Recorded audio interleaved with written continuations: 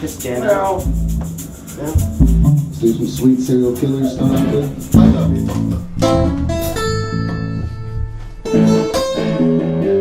It's what we have to offer. I didn't realize that until we actually started coming up with song after song after song. And I started realizing, hey, we're kind of making eclectic music here. It fits every genre. We have so many different influences in the band, and we try to appease everyone and keep everyone happy, and I think it kind of shows. We kind of got some rock, we got some Texas, country, we got traditional kind of stuff. We got some, sweet lovey-dovey stuff. And then we have other stuff that's like completely different. I mean, when it all comes down to it, it's all eclectic, it's all different. We come up with ideas and everything, and usually nobody's against a certain sound or whatever. There's all different colors, there's all different varieties. And that's what I really dig about this band. It's just that there's a lot of diversity and variety. You got vanilla, rocky road, and you got mint chocolate chip. You don't just have, vanilla.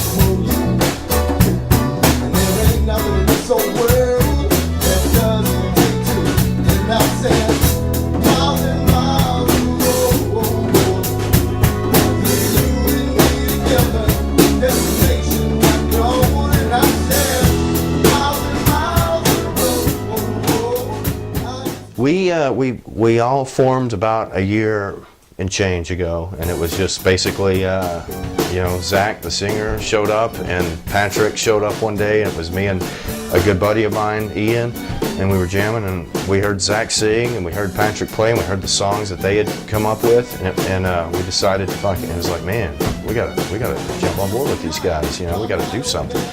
That's how it started. It was kind of like a fun thing. It was just like, there was no pressure, no nothing. It was just, let's fucking jam and have fun. And it's just kind of progressed. And all the best bands that I've been in started that same way. Patrick lived in my driveway, and one day I came out, and he and another fella are playing the guitar at the guy's house next door to me. And I walked over there and I asked him, if I could just, sit with him. And when we first started playing, he was like, look out for Zach, he'll bleed you dry. Meaning like, I'll play you till your hands bleed because all I want to do is sing. When it comes to Jeff, I used to think that he started from a bucket, but he didn't start from a bucket because the first time we were playing together, he was on a bucket. When he started playing with us, he was a bit crazy, but I tell you what, over time, man, he's stepped it up, a whole bunch. And out of anybody in the band, when I look back on the band, I'm probably most proud of him.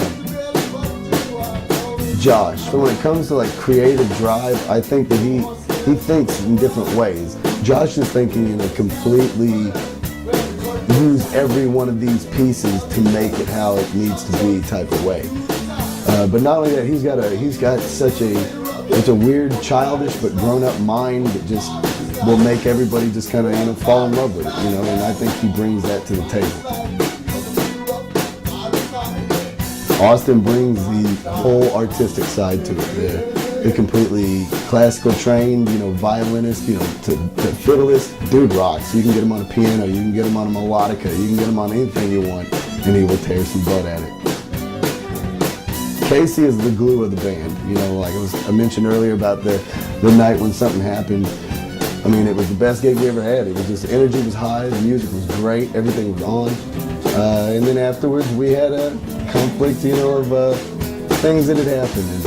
And if he had been there, that would not have happened because he's just, he's that sweet, big, lovable, guy that, needs to be around and, keep the peace.